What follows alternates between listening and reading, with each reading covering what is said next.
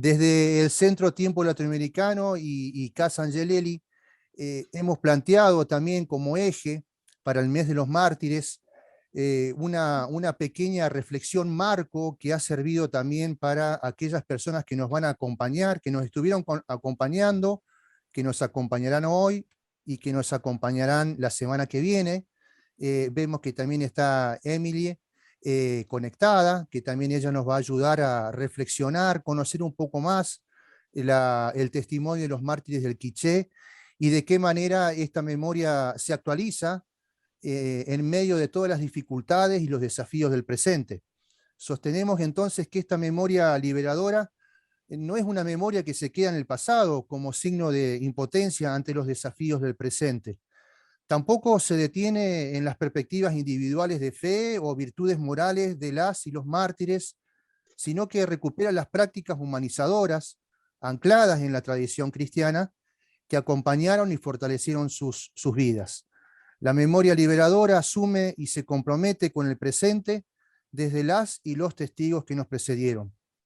Memoria que no queda atrapada en un eficaz profetismo que condena cualquier instancia política crítica de los diversos sistemas de opresión, pero tampoco sacraliza políticas de dominación, disfrazadas con discursos de liberación. Por ello, la memoria liberadora no es repetición, tampoco legitimación de posturas antipolíticas ni de políticas antipopulares. Es espíritu compartido que moviliza la acción histórica concreta, una acción histórica concreta que siempre es compleja, paradojal, contradictoria. Por eso, a quienes nos están acompañando en estos encuentros, le hemos enviado algunas preguntas como guía, preguntas guía, para que nos ayuden a reflexionar, revisar también nuestras prácticas cotidianas que se sostienen en esta larga memoria sufrida, ¿sí?, de América Latina. Entre esas preguntas están las siguientes, por ejemplo, ¿qué tienen que decir estas memorias a los procesos actuales, sean procesos pastorales, políticos, sociales? ¿Qué tienen que decir incluso los procesos populares de emancipación a nuestras propias maneras de hacer memoria? ¿Qué nos dice el propio proceso a nuestros modos de recuperar esa memoria emancipadora? ¿Cómo resignificar el martirio ante las interpelaciones de las nuevas realidades? Son preguntas que pueden servir para orientar las reflexiones que compartimos y que estamos compartiendo. Hoy nos acompaña Armando Márquez Ochoa. Él es salvadoreño, licenciado en Teología por la Universidad Pontificia de Roma, ha sido profesor de diversas materias en la Universidad Rafael Landívar de Guatemala, la Universidad de Don Bosco de El Salvador y la Universidad Simeón Cañas de El Salvador de la UCA. La recordamos por el martirio de la comunidad jesuita junto con Elba y su hija, ¿sí? Actualmente Armando es cosecretario general del Servicio Internacional Cristiano de Solidaridad con los Pueblos de América Latina, más conocido por sus siglas como el SICSAL, y tiene varios escritos en relación a las catequesis, las reflexiones de Monseñor Romero. Bienvenido entonces, Armando, es un gusto tenerte entre nosotros y esperamos, bueno, escucharte y compartir un poco también esta reflexión, pero también una reflexión encarnada en el lugar en donde vivís, siempre dialogando con los desafíos de la historia, porque es en la historia donde creemos los que venimos de una identidad cristiana, que es ahí donde Dios actúa. Así que bienvenido, un gusto tenerte entre nosotros. Adelante, Armando. Gracias, Carlos. Para mí es un honor, una gran alegría también estar con ustedes, un gusto. Espero poder cumplir con los objetivos que nos hemos trazado para este encuentro, para este lindo encuentro. ¿Verdad que gracias a la tecnología y a esta nueva realidad virtual se hace este milagro de encontrarnos casi 40 personas, algunos más que están llegando, La pandemia nos ha hecho una separación social, pero al mismo tiempo nos está congregando. Así es que para mí pues es una gran alegría. Espero poder cumplir con los objetivos, como decía, y ahí ustedes, a partir de sus preguntas o de sus comentarios, a medida que yo vaya haciendo la presentación, pueden ir tomando nota o ir apuntando en el chat para después tengamos un momento para compartir y socializar entre todos y todas. Quiero compartir con ustedes una presentación y voy a compartir pantalla. Espero hacerlo bien. No soy muy experto en esto de la tecnología, pero algo he ido aprendiendo también.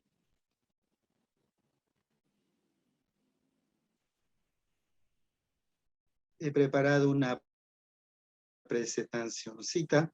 Espero que la podamos ver. Ahí tenemos el afiche que ustedes han preparado para este encuentro. Una linda fotografía y una linda temática que aparece ahí. Quiero preguntarlo, ¿se ve bien? ¿Se escucha bien? Se escucha y se ve muy bien, Armando. Muy bien. Bueno. Sí, perfecto. Bien, gracias. Entonces, el martirologio salvadoreño, un poco el título que le hemos dado a esta presentación, ¿verdad? La memoria del martirologio latinoamericano y los procesos populares de emancipación. No sé si al final he logrado realmente responder al tema, pero vamos a tener insumos, creo, suficientes para que ustedes vayan complementando. Quiero hacer varias reflexiones introductorias. La primera es que el martirio es una experiencia cristiana fundamental, ¿verdad? Es algo obvio, pero a veces lo obvio lo dejamos ahí y quisiera sacarlo un poco a flote. El martirio está a las raíces del cristianismo, presente, por supuesto, desde el Antiguo Testamento. Por ejemplo, pues los macabeos. Jesús, otro punto importante, no solo fue un muerto, sino una víctima asesinada. Este dato está a la base de nuestra fe. Junto a aquel otro a quien ustedes asesinaron, Dios lo ha glorificado. ¿Verdad? Esa es parte fundamental de nuestra creencia. Y por otra parte, en los orígenes del movimiento cristiano y en el surgimiento de la iglesia, el martirio es abundante, desde Esteban hasta los muchos mártires de aquella época. Ha sido una experiencia permanente a lo largo de la historia de la iglesia. Solo estoy enunciando algunas ideas, ¿verdad? No nos vamos a detener en ellas, porque esta es una parte, como les decía, introductoria. Y en los últimos años podríamos hablar del retorno de los mártires. La iglesia vuelve a ser iglesia de mártires. Me gusta un pensamiento que sacó el Papa Juan Pablo II en la Tercio Milenio Adveniente. Dice el Papa, la iglesia del primer milenio nació de la sangre de los mártires. Los hechos históricos ligados a la figura de Constantino el Grande nunca habrían podido garantizar un desarrollo de la iglesia como el verificado en el primer milenio, si no hubiera sido por aquella siembra de mártires y por aquel patrimonio de santidad que caracterizaron a las primeras generaciones cristianas. Al término ahora del segundo milenio, la iglesia ha vuelto de nuevo a ser iglesia de mártires, mujeres y hombres mártires. Las persecuciones de creyentes, sacerdotes, religiosos, religiosas, laicos, laicas, han puesto una gran siembra de mártires en varias partes del mundo. El testimonio de Cristo, dado hasta el derramamiento de la sangre, se ha hecho patrimonio común de católicos, ortodoxos, anglicanos y protestantes. Un elemento importante del ecumenismo, como revelaba ya Pablo VI en la homilía de la canonización de los mártires ugandeses. La iglesia de los primeros siglos, encontrando notables dificultades, seguimos con la tercio milenio. Organizativa se dedicó a fijar en martirologios el testimonio de los mártires. Martirologio es el tema el título que le hemos dado a este encuentro.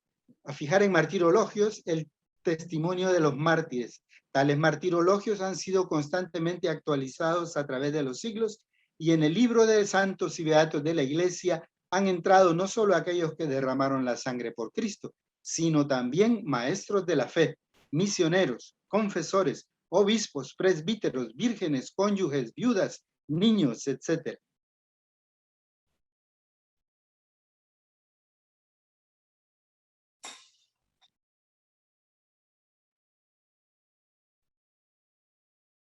Este tercer milenio se caracteriza por también como soldados desconocidos, mártires que han ido apareciendo. En la medida de lo posible, dice el Papa Juan Pablo II, no debe perderse en la iglesia su testimonio. Y creo que eso es lo que nosotros estamos haciendo y ustedes con esta serie de programas en este mes de los mártires, ¿verdad? No perder en la iglesia su testimonio, como se ha sugerido en el consistorio. Es preciso que las iglesias locales hagan todo lo posible por no perder el recuerdo de quienes han sufrido el martirio, recogiendo para ello la documentación necesaria. Esto ha de tener un sentido y una elocuencia ecuménicos. Vuelve a insistir, el ecumenismo de los santos, de los mártires, es tal vez el más convincente. La comunión de los santos habla con una voz más fuerte que los elementos de división que tenemos. El martirologio, el Papa habla otra vez de este instrumento, el martirologio de los primeros siglos constituyó la base del culto de los santos, proclamando y venerando la santidad de sus hijos e hijas. La iglesia rendía máximo honor a Dios mismo. En los mártires veneraban a Cristo, que estaba en el origen de su martirio y de su santidad. Será tarea de la Santa Sede Apostólica, con vistas al año 2000, era en este momento, actualizar los martirologios de la Iglesia Universal, prestando atención a la santidad de quienes también en nuestro tiempo han vivido plenamente en la verdad de Cristo. Me ha gustado esta cita del Papa porque hace el resumen de lo que yo quería decirles respecto a esta introducción. Si me permiten, un paréntesis, un recuerdo familiar. Yo sé que ustedes me lo permiten. O yo voy a abusar de su confianza. Ahí tienen una portada de un martirologio romano, como ven, ya muy viejito. Lo encontré hace unas semanas en un baúl de mi casa, de mi familia, y lo rescaté. Pero además tiene un valor importante para nosotros porque, como ven, tiene una dedicatoria.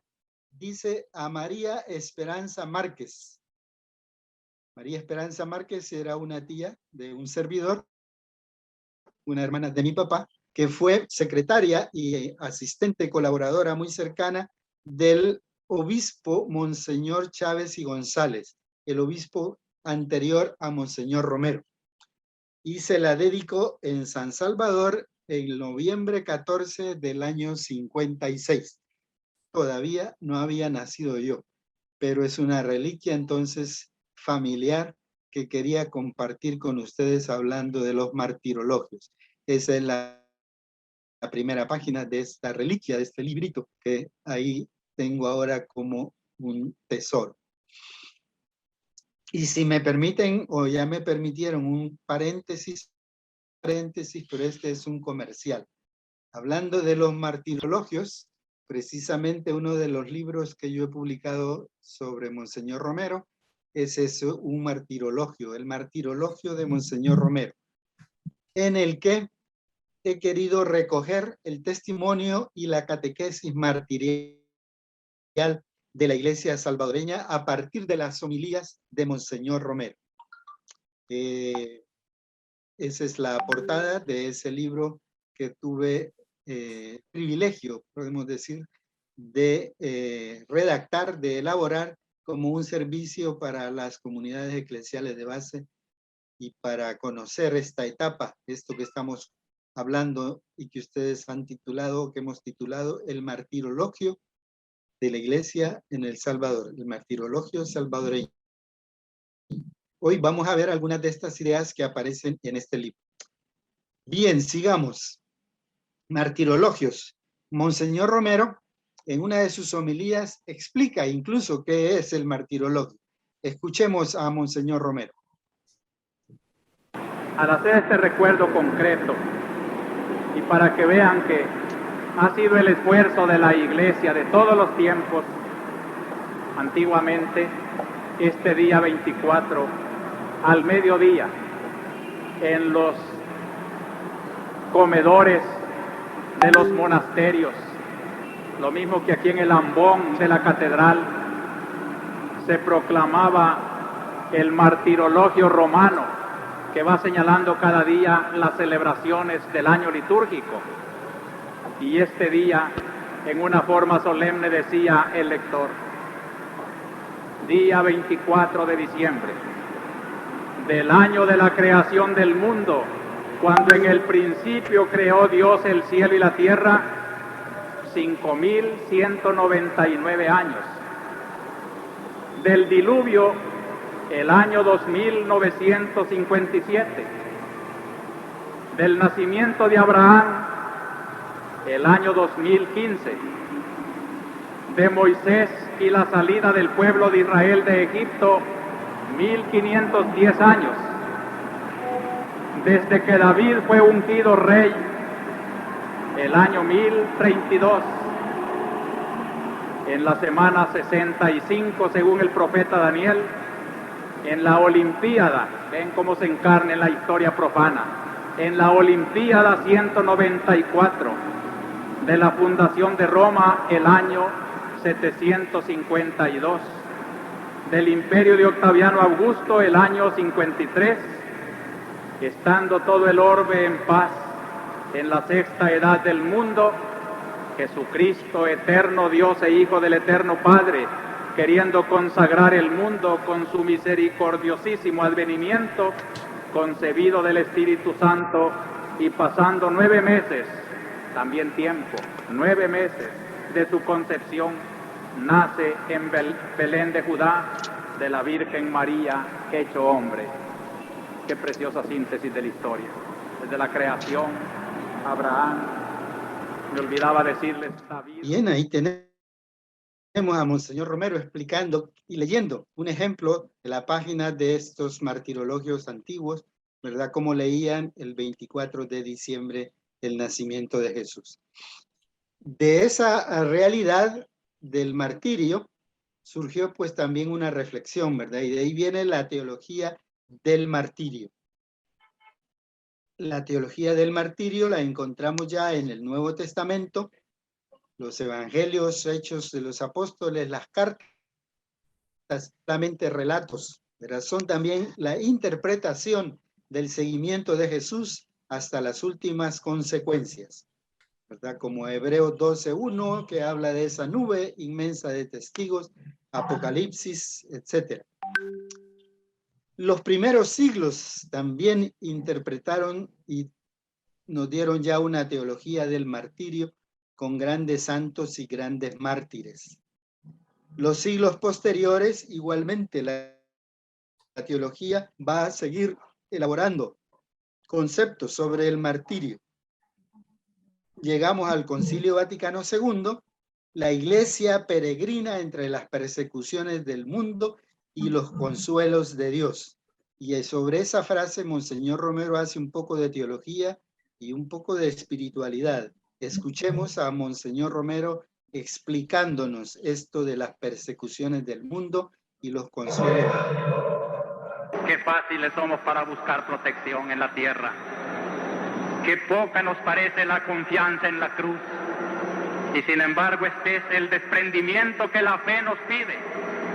Es la cruz de Cristo la clave de la verdadera liberación. Si hoy se habla mucho de liberación y hay muchos falsos liberadores, el liberador cristiano tiene que componer como práctica y como clave la cruz de Cristo. Así dice bellamente el concilio: entre las persecuciones del mundo y los consuelos de Dios, la Iglesia va peregrinando en el mundo, señalando la cruz hasta que el Señor vuelva. Entonces es cuando la cruz florecerá en Pascua, así como la cruz de Cristo el Viernes Santo florece en la resurrección, para darnos una idea de lo que es la vida, cruz y martirio, pero luego resurrección y vida eterna. Solo los amigos de la cruz, solo los que la abracen sin temor a perder amores en esta tierra, solo los que se entreguen al seguimiento del absoluto, con un sentido absoluto, solo estos serán los valientes con quienes cuenta Cristo. Esta es la iglesia que tratamos de forjar, queridos hermanos. Y por eso les repito, me alegro de vivir en una iglesia que no se apoya en las fuerzas de la tierra, sino que las fuerzas de la tierra tienen que convertirse a ella para ser salvas. Y únicamente desde el perdón de la cruz se puede esperar la liberación de América Latina y de los pueblos. ¿Quién quiere ser colaborador mío? ¿Quién quiere abrazarse a esta cruz para llevarla al mundo y plantarla como signo de única salvación? Ojalá, hermanos, que desde el fondo del corazón cada uno de los que hacemos esta reflexión le digamos al Señor que nos abrazamos enteramente a su cruz y queremos vivir una iglesia que sea verdaderamente signo, sacramento de salvación para nuestra patria y para nuestro tiempo. Y tenemos entonces teologías sobre el martirio del Concilio Vaticano II y reinterpretada, ¿verdad?, por Monseñor Romero. Recuerden de ir tomando notas o haciendo algún apunte para algunas consideraciones o comentarios que podamos hacer. También surge no solo una reflexión, sino surge la espiritualidad, el seguimiento, ¿verdad?, de los mártires. Seguimiento del crucificado a partir de aquella espiritualidad del grano de trigo. Lucas 12:24, que si no muere, no produce fruto. Espíritu, de vivir espíritu de martirio. Sangre de un gran número de cristianos mártires que también hoy, de manera dramática, sigue siendo derramada en el campo del mundo, con la esperanza cierta que fructificará en una cosecha abundante de santidad, de justicia. Es un audio, un video del Papa Francisco también, haciendo teología sobre el martirio, pero iluminado en la palabra de Monseñor Romero. Y por eso me ha parecido importante también compartirlo.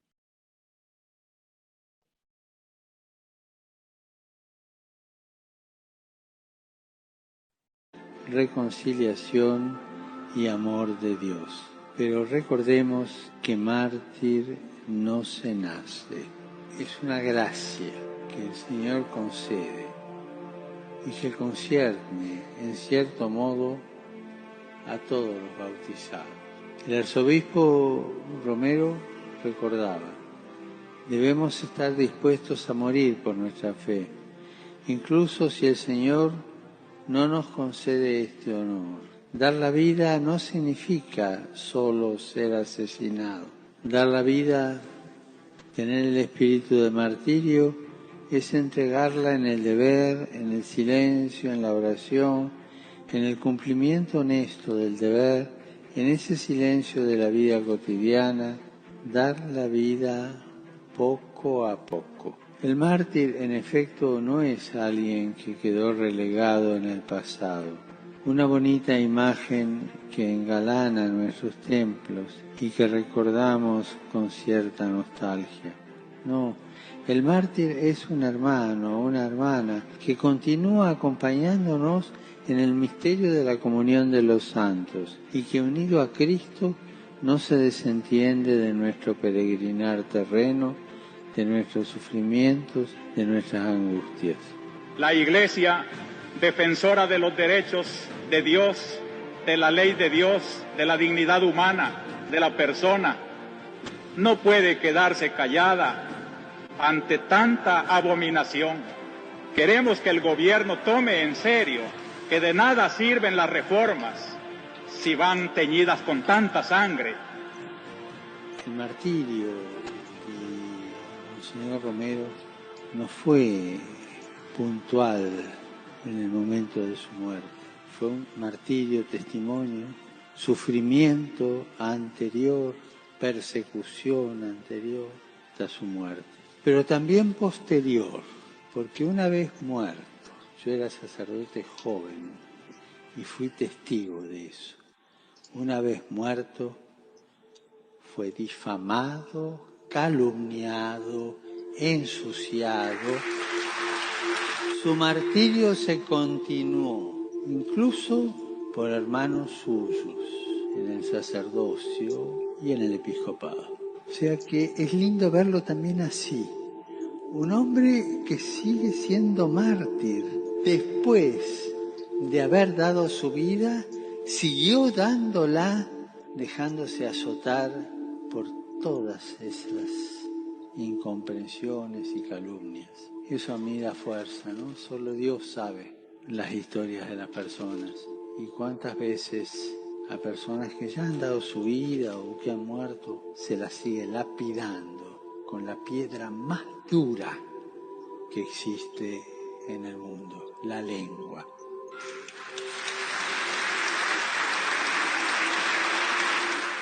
En nombre de Dios, pues, y en nombre de este sufrido pueblo, cuyos lamentos suben hasta el cielo cada día más tumultuosos, les suplico, les ruego, les ordeno, en nombre de Dios, cese la represión.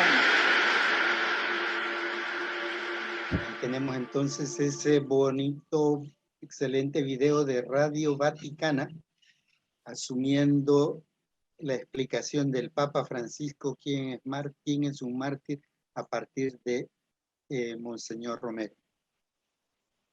El Salvador, tierra de mártires, ¿verdad? Es una iglesia perseguida por ser a los pobres, pero no quisiera tanto que escucharan lo que yo pienso, lo que yo digo, sino que sigamos escuchando a Monseñor Romero. Y aquí Monseñor Romero nos va a explicar en su discurso cuando recibió el doctorado honoris causa de la Universidad de Lovaina, nos va a explicar por qué era una iglesia perseguida, por qué esta tierra es tierra de mártires. Perseguida por servir a los pobres. Esta defensa de los pobres en un mundo seriamente conflictivo ha ocasionado algo nuevo en la historia reciente de nuestra iglesia, la persecución. Ustedes conocerán los datos más importantes. En menos de 3 años, más de 50 sacerdotes han sido atacados, amenazados y calumniados. 6 de ellos ya son mártires, muriendo asesinados. Varios han sido torturados y otros expulsados. También las religiosas han sido objeto de persecución. La emisora del arzobispado, instituciones educativas católicas y de inspiración cristiana han sido constantemente atacadas, amenazadas e intimidadas con bombas. Varios conventos parroquiales han sido cateados. Si esto se ha hecho con los representantes más visibles de la Iglesia, comprenderán ustedes lo que ha ocurrido al pueblo sencillo cristiano, a los campesinos, sus catequistas y delegados de la palabra, a las comunidades eclesiales de base. Ahí los amenazados, capturados, torturados y asesinados se cuentan por centenares y miles. Como siempre, también en la persecución ha sido el pueblo pobre cristiano el más perseguido. Entonces, Monseñor Romero explicándonos por qué era una iglesia de mártires. Y en el mismo discurso, en Lovaina, nos explica por qué se persigue, a quién se persigue, ¿verdad? Preguntas importantes. Es pues un hecho claro que nuestra iglesia ha sido perseguida en los 3 últimos años, pero lo más importante es observar por qué ha sido perseguida. No se ha perseguido a cualquier sacerdote ni atacado a cualquier institución. Se ha perseguido y atacado a aquella parte de la iglesia que se ha puesto del lado del pueblo pobre y ha salido en su defensa. Y de nuevo encontramos aquí la clave para comprender la persecución a la iglesia, los pobres. De nuevo son los pobres los que nos hacen comprender lo que realmente ha ocurrido. Y por ello la iglesia ha entendido la persecución desde los pobres. La persecución ha sido ocasionada por la defensa de los pobres y no es otra cosa que cargar con el destino de los pobres. La verdadera persecución se ha dirigido al pueblo pobre, que es hoy el cuerpo de Cristo en la historia. Ellos son el pueblo crucificado, como Jesús, el pueblo perseguido como el siervo de Yahvé. Ellos son los que completan en su cuerpo lo que falta a la pasión de Cristo. Y por eso, cuando la iglesia se ha organizado y unificado, recogiendo las esperanzas y las angustias de los pobres, ha corrido la misma suerte de Jesús y de los pobres, la persecución. Siempre con este tema, Monseñor Romero nos va a explicar la dimensión política de la fe. Siempre en este discurso del 2 de febrero de 1980, un mes y medio antes que lo asesinaran allá en Bélgica, en la Universidad de Lovaina. Esta es la dimensión política de la fe. Esta es en breves rasgos la situación y actuación de la Iglesia en El Salvador. La dimensión política de la fe no es otra cosa que la respuesta de la Iglesia a las exigencias del mundo real sociopolítico en que vive la Iglesia. Lo que hemos redescubierto es que esa exigencia es primaria para la fe y que la Iglesia no puede desentenderse de esa dimensión. No se trata de que la Iglesia se considere a sí misma como institución política que entra en competencia con instituciones políticas, ni que posea unos mecanismos políticos propios. Ni mucho menos se trata de que nuestra Iglesia desee un liderazgo político. Se trata de algo más profundo y evangélico. Se trata de la verdadera opción por los pobres, de encarnarse en el mundo, de anunciarles una buena noticia, de darles una esperanza, de animarles a una praxis liberadora, de defender su causa y de participar en su destino. Esta opción de la Iglesia por los pobres es la que explica la dimensión política de su fe en sus raíces y rasgos más fundamentales, porque ha optado por los pobres reales y no ficticios, porque ha optado por los realmente oprimidos y reprimidos. La Iglesia vive en el mundo de lo político y se realiza como Iglesia también a través de lo político. No puede ser de otra manera si es que, como Jesús, se dirige a los pobres. Y para ir finalizando, ¿verdad? Monseñor Romero, como grano de trigo, esa experiencia de espiritualidad, pero también de martirio que vivimos. Vamos a escuchar los últimos 3-4 minutos de la vida de Monseñor Romero. Sus últimos minutos en la homilía del 24 de marzo de 1980. Casi todas las homilías de Monseñor Romero las grabábamos. Esta última homilía en el Hospitalito de la Divina Providencia también alguien la estaba grabando, una pequeña grabadora. Lamentablemente la grabadora estaba allá en los bancos y entonces el audio no es muy bueno, pero es impresionante escuchar a Monseñor Romero. Ese día ha explicado precisamente que si el grano de trigo no muere no puede dar mucho fruto. Ha leído el Salmo, aquel que dice, el Señor es mi pastor, nada me falta. Aunque pase por valles oscuros, nada temeré. Entonces era como una premonición de él que iba a morir, pero sin saber, creo yo, que en esa Eucaristía, celebrando precisamente el cuerpo de Cristo, iba a morir. Al final de este audio se escucha incluso el disparo. Entonces vamos a dejar un minuto de silencio para que cada uno de nosotros podamos escuchar en nuestro corazón, en nuestra mente, después de 40 y pico días, 42 años casi, ¿verdad? 41, este disparo, sus resonancias en nuestro corazón. Esta Santa Misa de Eucaristía es precisamente un acto de fe. Por fe cristiana sabemos que en este momento la hostia de trigo se convierte en el cuerpo del Señor que se ofreció por la redención del mundo y que en ese cáliz el vino se transforma en la sangre que fue precio de la salvación. Y este cuerpo inmolado y esta sangre sacrificada por los hombres nos alimente también a dar nuestro cuerpo y nuestra sangre al sufrimiento y al dolor como Cristo, no para sí, sino para dar cosechas de justicia y de paz en nuestro pueblo. Unamos pues íntimamente fe y esperanza a este momento de oración por doña Sarita y por nosotros.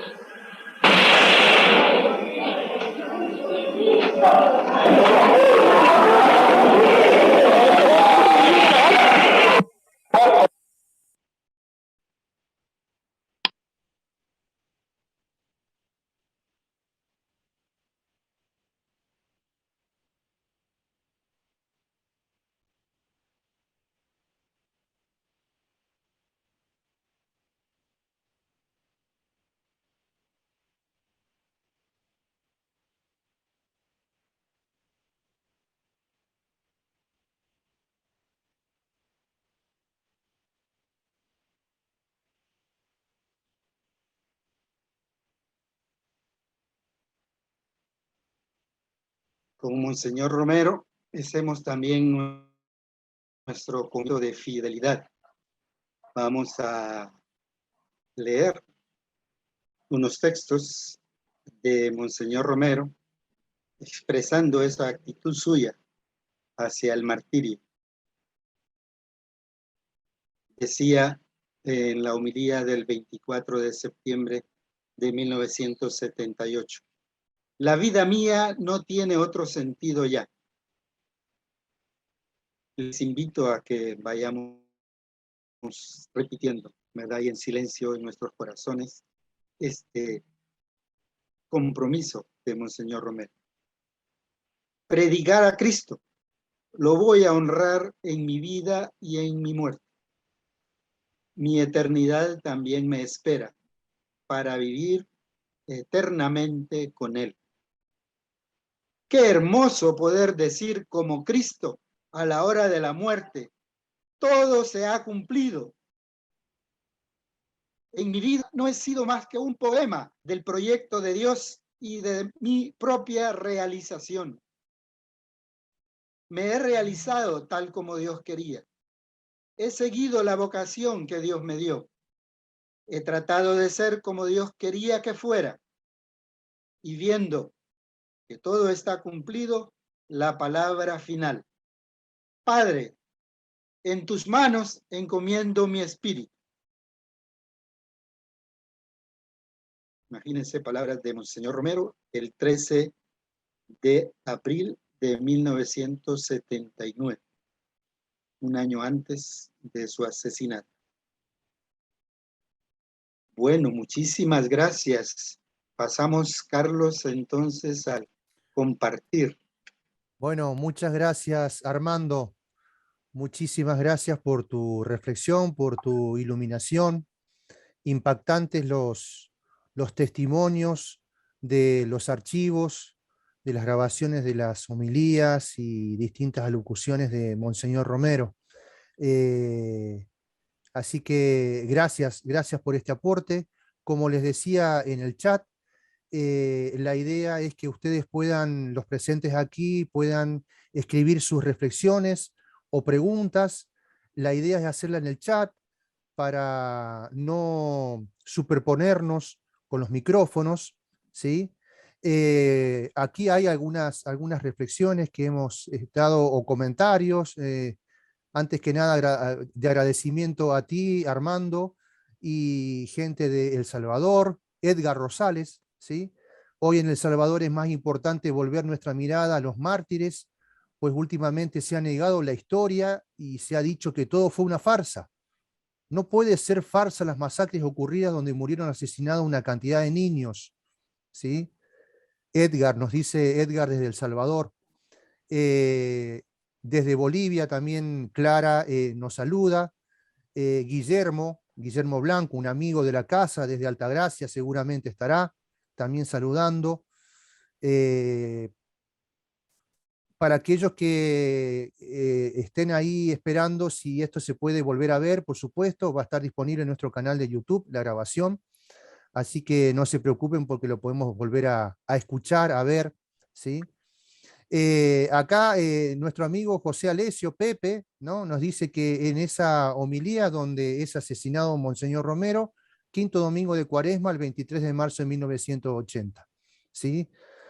Hermanos son de nuestro mismo pueblo, matan a sus mismos hermanos campesinos y ante una orden de matar que dé un hombre debe prevalecer la voz de Dios, la ley de Dios, que dice no matar, ¿no? Pepe nos está recordando las palabras de Monseñor Romero. Ningún soldado está obligado a obedecer una orden contra la ley de Dios, una ley inmoral.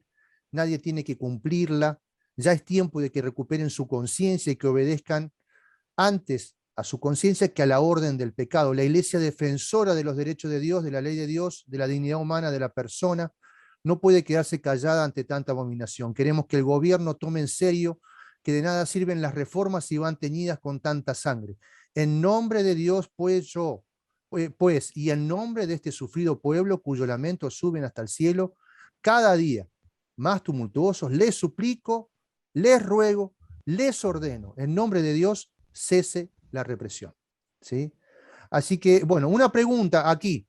¿Qué implicancia tuvo en la conversión de Monseñor Romero el asesinato del padre Rutilio Grande?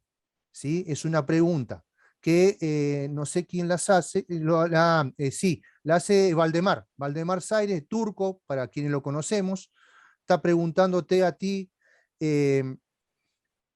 Armando, esta cuestión, ¿sí? Y también José Frías, creo que José Frías, dice, querido Armando, ¿qué nos diría hoy San Romero ante el cambio climático? ¿Él tuvo palabras en lo ecológico? No, son dos preguntas, una más bien histórica y una más bien de lectura a partir de Romero de los desafíos que tenemos hoy en la sociedad contemporánea. Te doy el pase a ti, Armando, y luego seguimos si hay más preguntas. ¿Cómo no? ¿Sí? También hay algunos amigos, amigas salvadoreños, ¿verdad? Y también ustedes conocen un poco de la vida de Monseñor Romero, así que también podemos colaborar en las respuestas, ¿verdad? Les invito. Brevemente, yo diría que la conversión de Monseñor Romero fue, como todas las conversiones, un proceso, ¿verdad? De un tiempo. Que sin duda, en ese proceso, el asesinato de Rutilio Grande también fue incisivo, también fue incidente, pero no fue el único momento, ¿verdad? Tal vez fue el último momento de ese proceso, porque Rutilio Grande ciertamente fue un gran amigo de Monseñor Romero, muchas veces hablaron probablemente de muchas cuestiones. Rutilio fue en pensamiento teológico más avanzado primero que Monseñor Romero. Yo creo que probablemente Rutilio le enseñó a Monseñor Romero muchas cosas o le fue ayudando en ese proceso. También Monseñor Romero era un hombre muy abierto al espíritu santo y al pueblo, y ahí fue caminando con el pueblo, ¿verdad? No fue una caída del caballo como San Pablo. Yo creo que San Pablo fue una conversión así de repente, que se cayó del caballo, probablemente venía ya en un proceso, probablemente desde que vio a Esteban tan fiel y tan firme, eso ya a Pablo le ha de haber sacudido. Entonces, ciertamente, Rutilio influye en Monseñor Romero desde antes de su muerte, pero sin duda el asesinato también, ¿verdad? Pero no es el único elemento. También la otra pregunta que hace Pepe Frías sobre el pensamiento ecológico de Monseñor Romero, sí, yo tengo algunos artículos por ahí, algunos resumen que he llamado la ecoteología de Monseñor Romero. Monseñor Romero es sorprendentemente abundante en cuanto a los temas que toca en 3 años de homilías. Es un hombre providencialmente abundante en sus citas, en los temas que toca. Por eso hay alguien ahí que estamos, o que se propone que Monseñor Romero también sea nombrado doctor de la iglesia, ¿verdad? Los doctores de la iglesia son mujeres y hombres que por su doctrina han influido notoriamente en la iglesia. Santo Tomás de Aquino, Santa Teresa de Jesús, etc. Pues Monseñor Romero también, ¿verdad? Él toca prácticamente todo el abanico de los temas teológicos, doctrinales, catequéticos de la iglesia. Y sí, nos puede dar luces para esto del cambio climático, ¿verdad?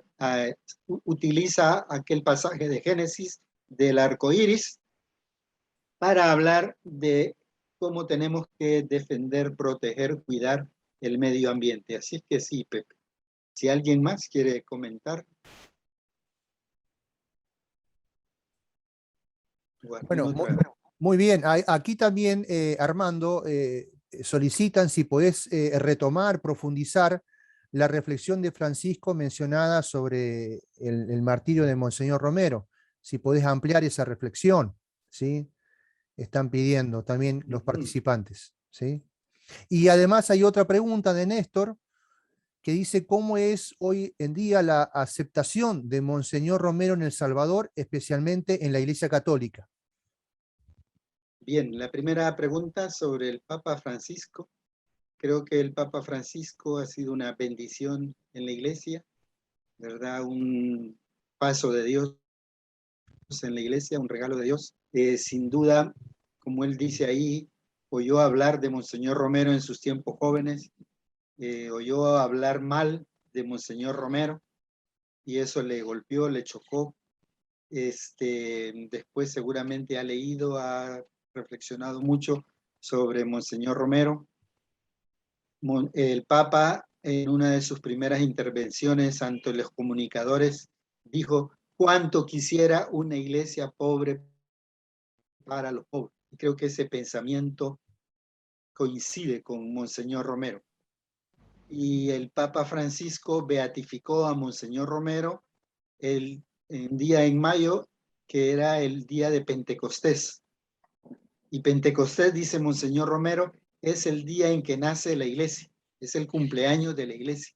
Pienso yo que el que se haya elegido el día de Pentecostés para beatificar a Monseñor Romero no fue una mera casualidad, sino un modo de decirnos: esta es la iglesia, la de Monseñor Romero, la que tiene que renacer, ¿verdad? La que él dijo cuánto quisiera una iglesia pobre para los pobres. Después lo repite en su documento inicial, Evangelii Gaudium, vuelve a decir eso: cuánto quisiera una iglesia pobre para los pobres. Entonces, en algunas homilías y en algunas predicaciones en la iglesia de Santa Marta, él comenta, se inspira en Monseñor Romero. También cuando los obispos fueron al Vaticano, y una delegación de salvadoreños fue al Vaticano para agradecerle al Papa ya no me acuerdo si la beatificación o la canonización, entonces Monseñor Romero le dice esas palabras que hemos escuchado hoy, ¿verdad? Monseñor Romero no fue mártir solo en el momento de su asesinato, ¿verdad? Fue también calumniado, perseguido por sus mismos hermanos en el sacerdocio y por sus mismos hermanos obispos. Y se lo está diciendo ahí a los obispos y sacerdotes que habían llegado a esa misa. Con motivo de ello, cuando regresaron de Roma, el arzobispo de San Salvador, en la misa ya con todo el pueblo y con toda la conferencia episcopal, aprovecha y dice, pido perdón en nombre de mis hermanos obispos, sacerdotes, religiosos, porque ciertamente no supimos, más o menos, las palabras no son textuales, ¿verdad? Comprender a Monseñor Romero, etc. Entonces creo que eso es importante, ese reconocimiento desde el Papa, pues el pueblo ya lo había hecho santo desde el principio, desde el momento que lo asesinaron, ¿verdad? Como ha dicho el poema de don Pedro Casaltali, el pueblo te hizo santo. ¿Cuál era el otro tema? Hoy, ¿con qué se piensa hoy de Monseñor Romero? Suyapa, ¿tú qué piensas? Suyapa es una compañera del Salvador, ella es profesora de teología en la UCA.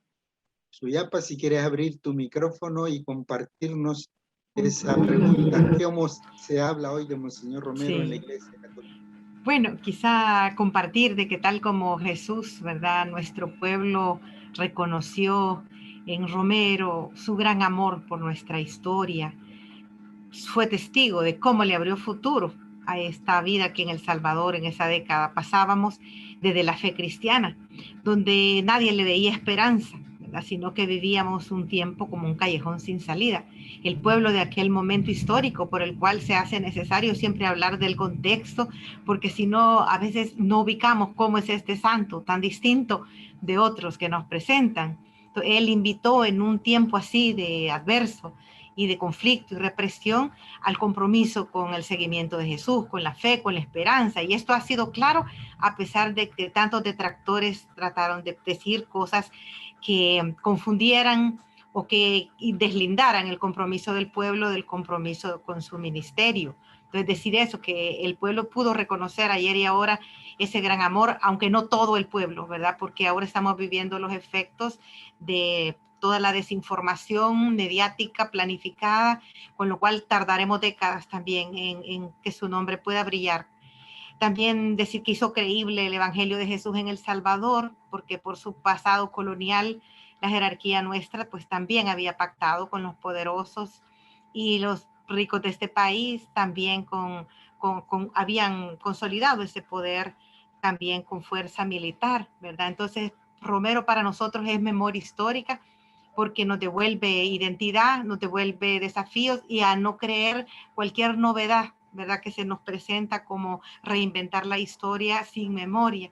Su martirio fue consecuencia de todo esto, ¿verdad? De la opción por los pobres, de su fidelidad con el magisterio de la iglesia.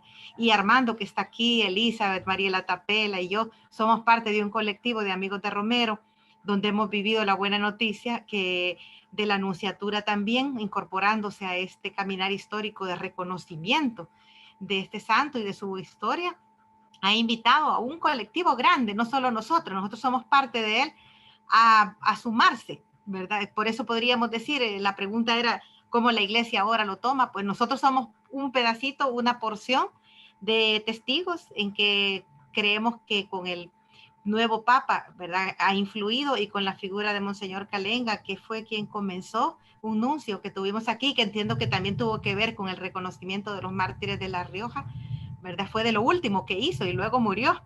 Entonces, este hombre, este pastor, también fue para este proceso de canonización importante y para el cardenalato de Monseñor Rosa. Entonces, tenemos como otra correlación en la jerarquía salvadoreña, no es la totalidad. Todavía sentimos que a veces a fuerza se va llevando el testimonio y la memoria de Romero.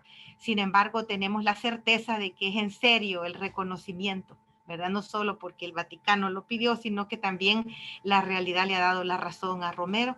Y aunque ahora se está escribiendo una historia bastante dudosa de nuestro pueblo en El Salvador, tenemos fe, ¿verdad? Que esa memoria histórica, que es la historia de salvación auténtica, no va a morir, ¿verdad? Hay bastantes testigos que nos lo garantizan y los mártires se vuelven garantía de memoria y de amor acumulado ahí.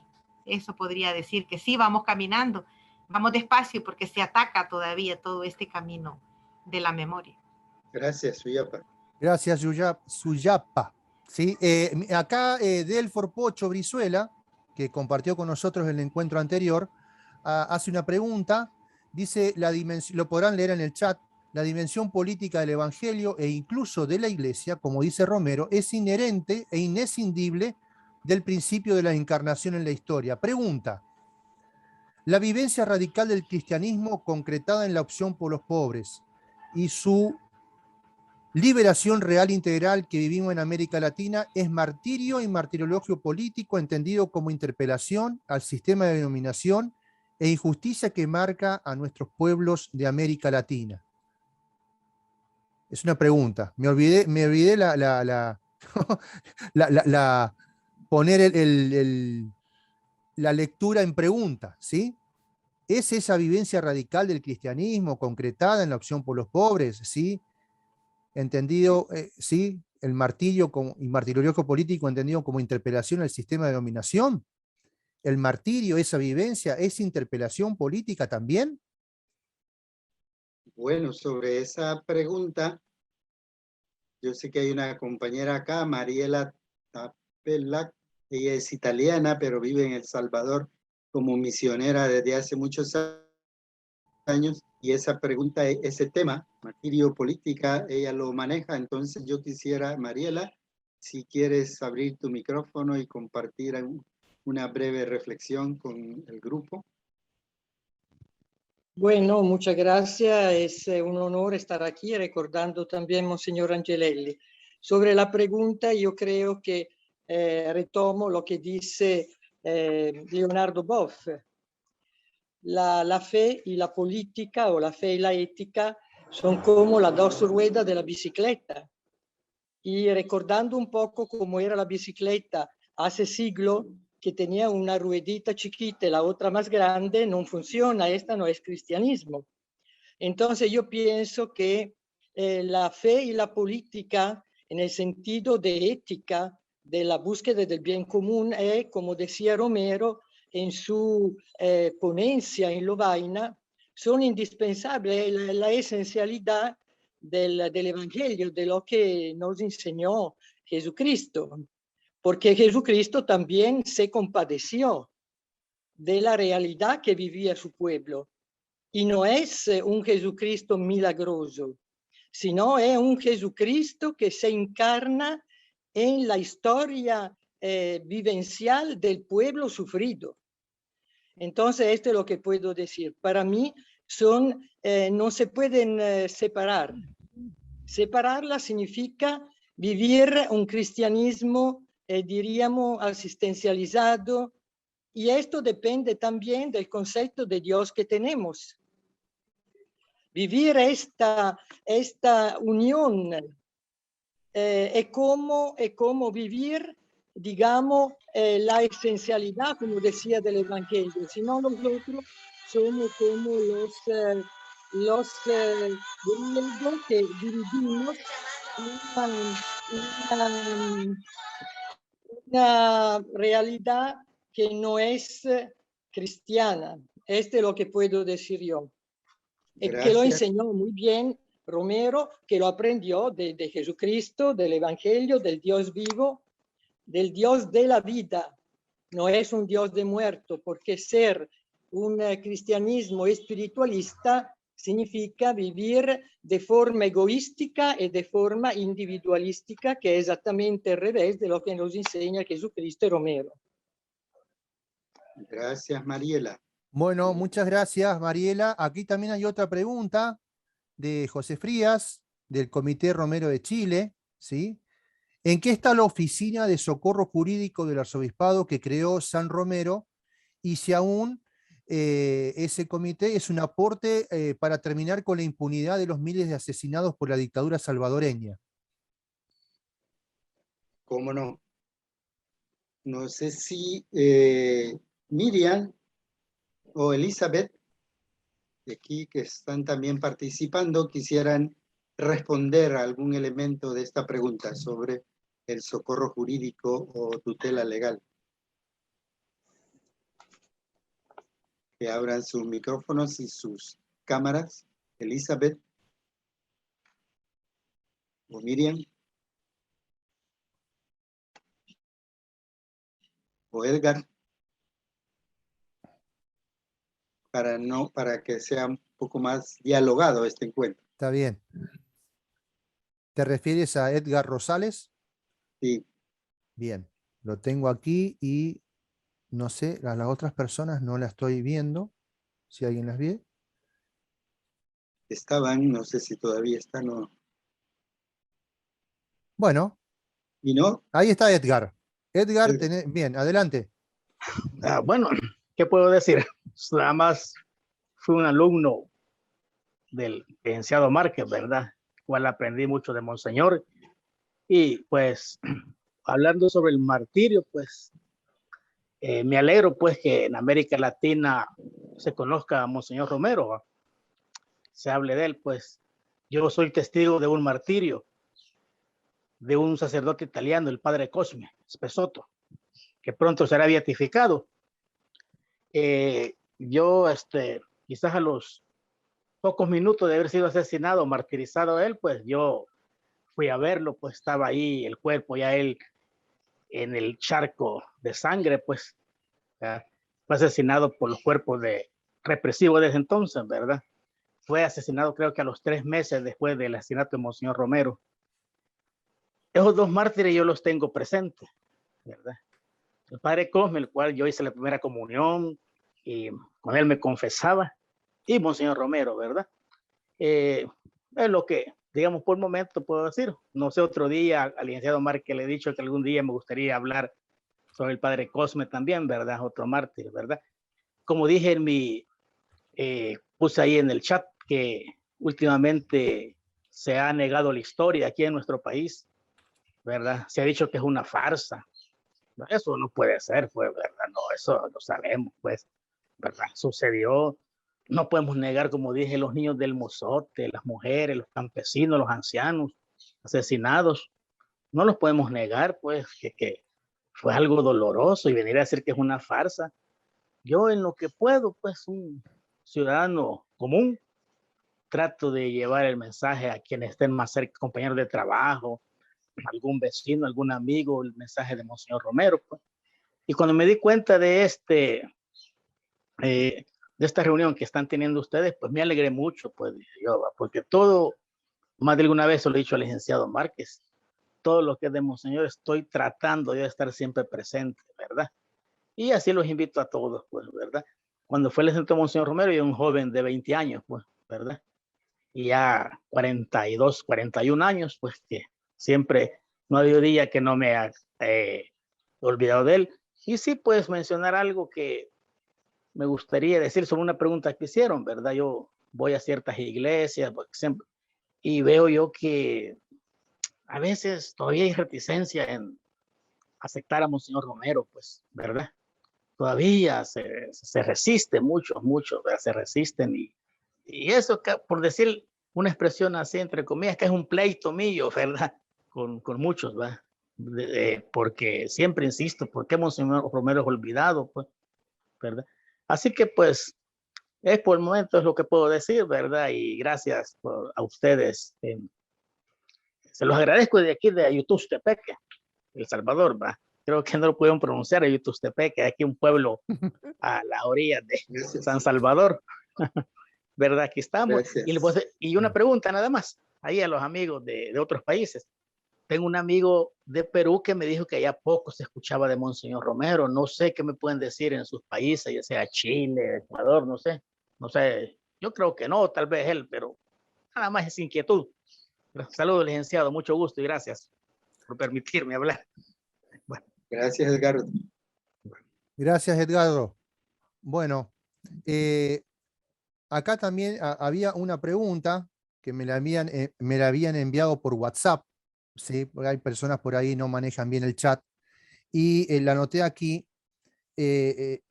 Usted, Armando, al principio estuvo haciendo referencia a la teología del martirio, ¿sí?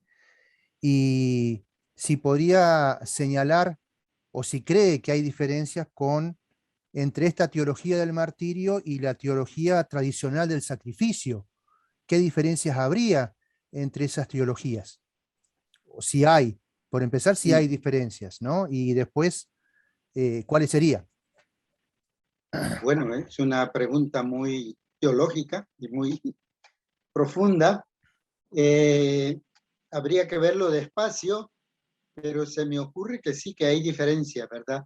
Yo creo que la teología del sacrificio viene un poco de ese sacrificio cruento de Jesús y de la Eucaristía y de el Padre, Dios Padre manda a su Hijo para que muera en la cruz, etcétera, para salvarnos, para redimirnos. Un poco por ahí creo que va la teología esa del sacrificio. No la conozco a profundidad tampoco, ¿verdad? Por eso digo, habría que verlo más despacio.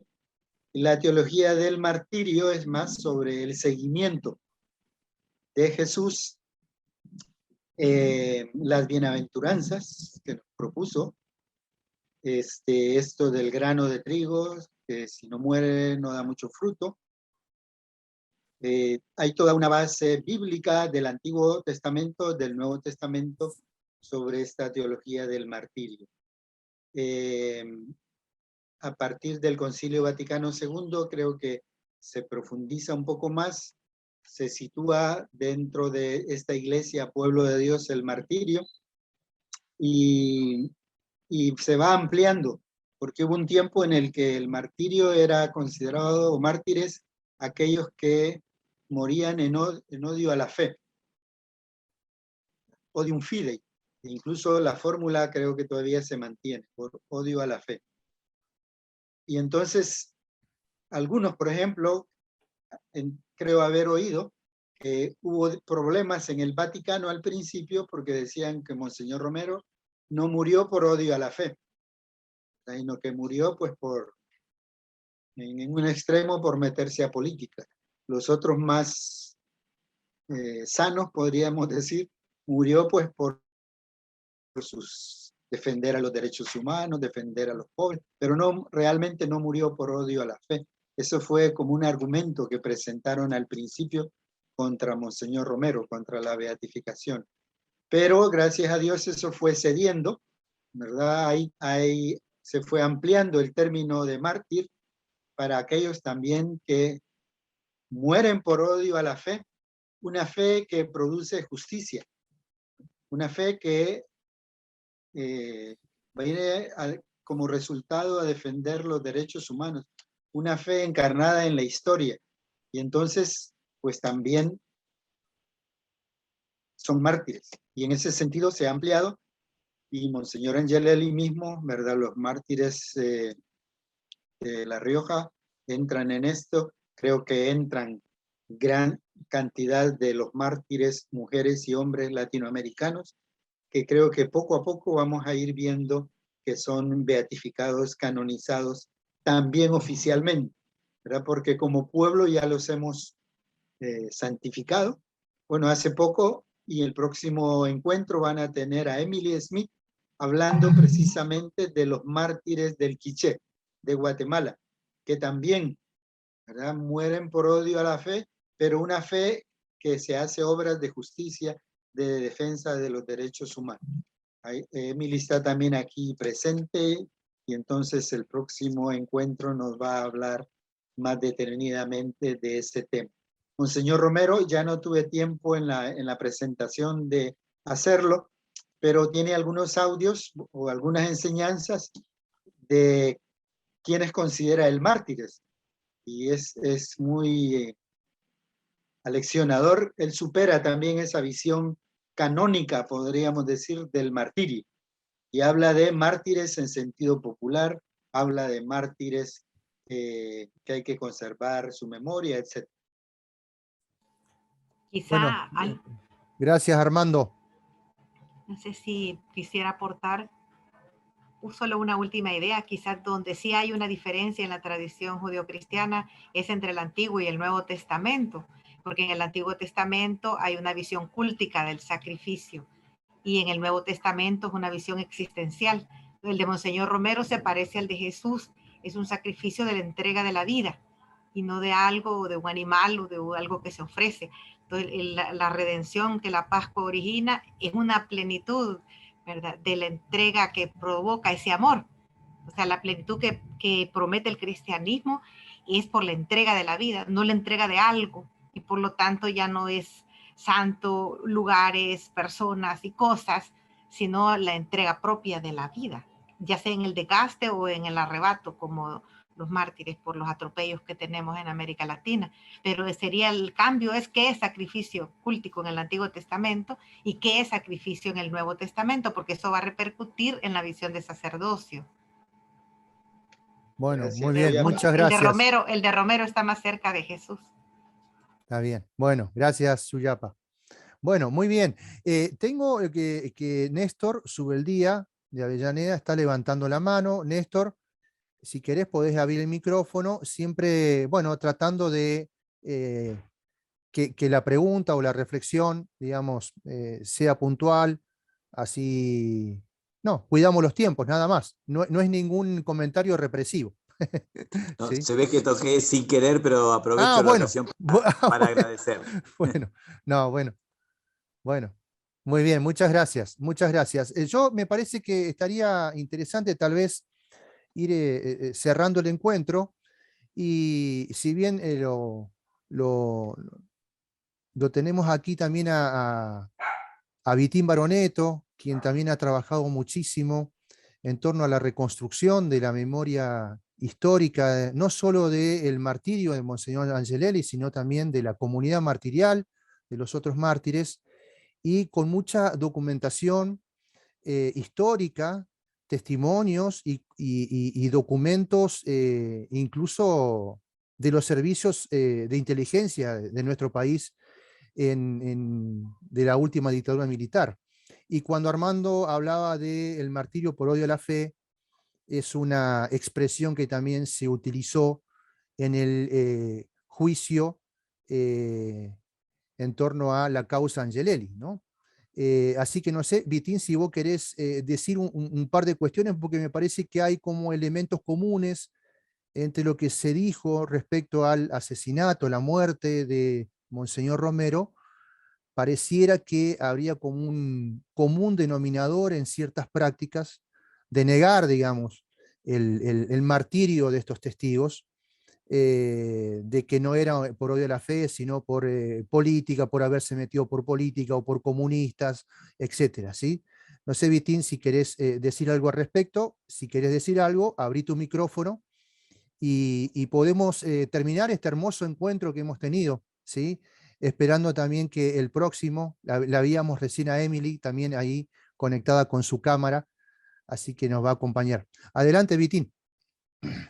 Bueno, en primer lugar, una breve referencia a esto de lo de ser mártir.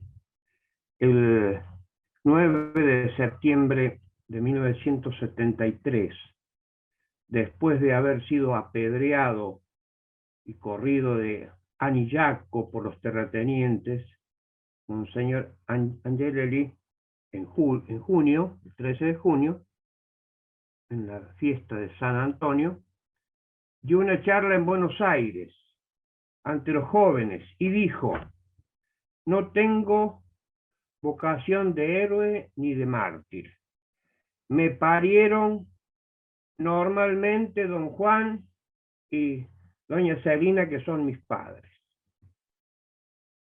En realidad, esto de ser mártir, él va a insistir un montón de veces, a pesar de los largos años de persecución que con violencia empiezan en el año 71,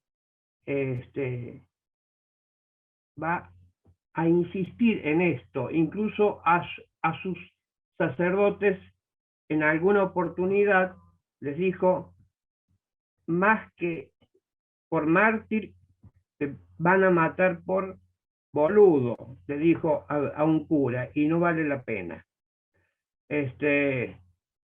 Con esto quería decir que el objetivo no era que lo mataran. El objetivo no era ser martirizado en el sentido de dar la vida o de que le quitaran la vida, porque en realidad la vida ya se viene dando.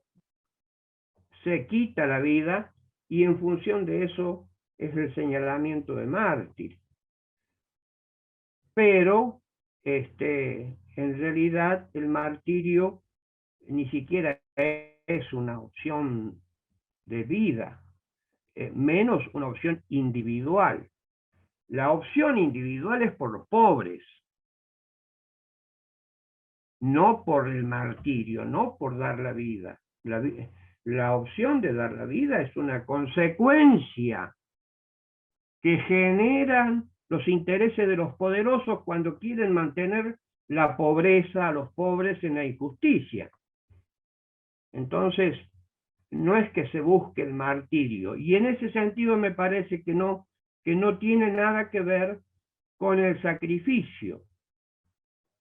Un poco a raíz de lo último que se dijo aquí. En realidad, nadie quiere el sacrificio. Esto era una mortificación, fue una etapa en la teología católica donde había que castigarse el cuerpo para salvar el alma. En realidad, el cuerpo y el alma, la persona, digámoslo así para saltándolo a San Agustín, es una sola cosa y está para la felicidad, el cuerpo y el alma, si se pudieran separar, no sé si se pueden separar. Al alma creo que la veo, pero no la he visto tanto. Pero bueno, a lo que voy es a que esta reflexión me parece que es así. Y también otro aspecto que tiene esto, que yo creo que está presente en todos los procesos que son comunitarios, porque siempre he visto, lo he palpado mucho más aquí, por supuesto, porque lo tenemos cerca. Yo hablo de la comunidad martirial, no de un mártir, sino de una comunidad que asume un proyecto pastoral, el de las bienaventuranzas, que implica el compromiso, y eso acarrea la persecución. Me parece que eso se repite en otras latitudes latinoamericanas, por más que quizás como herencia de la historia liberal lo personificamos en una sola persona. Lo deberíamos personificar en las comunidades que son fieles a las bienaventuranzas. Me parece que es eso. Y en relación a esto de la opción de la fe, como en el caso de Monseñor Angelelli fue un accidente provocado, cuando la querella en la causa judicial, la querella del obispado, planteó el odio religioso, que está contemplado en el Código Penal, el tribunal lo rechazó. ¿Por qué lo rechazó?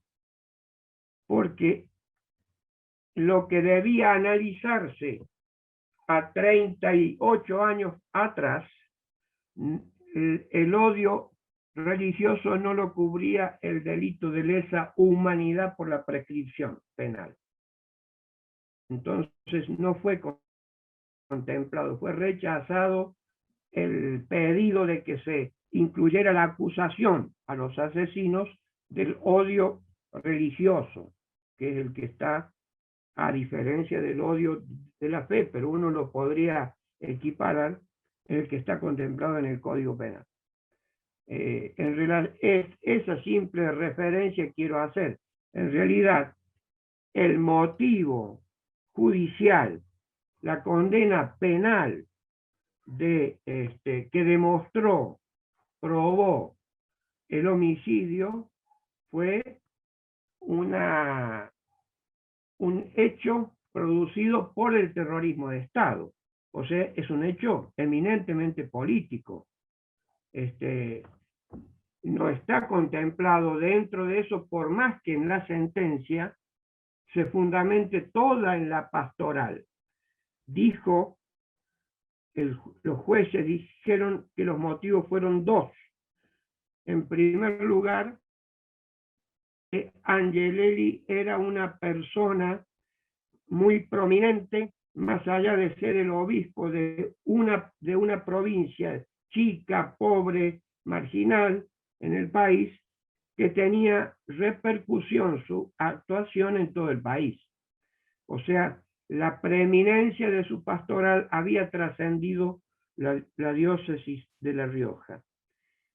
Y en segundo lugar, es que lo que motivó, digamos así, el crimen de él y de los curas y del laico Wenceslao y la detención de los curas y las persecuciones a las monjas era la pastoral. Era el tipo de pastoral que encarnó en los sindicatos, en las cooperativas, en los comedores populares, en los centros vecinales, en todos los tipos de organización popular.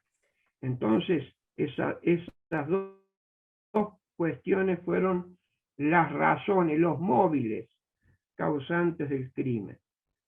Obviamente que visto desde la óptica de la fe, yo también he sido miembro de la comisión histórica en la causa canónica, así que todo esto que estuvo en la parte penal, a donde fuimos querellantes, en los tribunales civiles, lo tuvimos que releer a la luz de los documentos, de las homilías, de las cartas pastorales que habían motivado esa pastoral que les comunicaba. Así que los dos elementos han estado presentes, desde la fe en la política. Bueno, gracias Vitín, gracias. Bueno, muy bien. No hay mensajes de agradecimiento para quienes estuvieron, para Armando, para Suyapa, para Edgar, para Mariela, también para Vitín. No me quiero olvidar de nadie. Dice allí también Pocho, en el sentido de lo que se está hablando, me gustó lo que dijo este año un sacerdote: los mártires riojanos no son mártires porque los mataron, sino, perdón, se me fue con el otro chat anterior, ¿sí? ¿Sí? Disculpen, ¿sí? Los mártires riojanos no son mártires porque los mataron, sino que los mataron por ser mártires, ¿sí? Y bueno, saludos acá de distintos amigos de Argentina. Para nosotros es una alegría contar con la presencia de hermanas y hermanos de otros países latinoamericanos, El Salvador, Chile, Bolivia, no sé si me estoy olvidando de alguna parte más. Armando señaló que también había algún amigo o amiga de Ecuador, así que para nosotros ha sido un encuentro muy grato, un encuentro de comunidad, un encuentro para seguir apostando a la recuperación de una memoria como impulso para sostener prácticas humanizadoras en el presente. Así que les agradecemos muchísimo. Les propongo terminar el encuentro con la misma canción con la que abrimos, ¿sí? Con el Hay que seguir andando nomás, donde aparecen algunos de los tantos mártires y tantas mártires que poblaron nuestro querido suelo latinoamericano, ¿sí? Así que vamos a terminar con ello. Hasta los huesos y se endurecen nuestras entrañas por la injusticia, la cobardía, nos va invadiendo la hipocresía. Hay tanta bronca acumulada, tanta traición disimulada, que se nos cierran hasta las manos y el desencanto nos va quietando.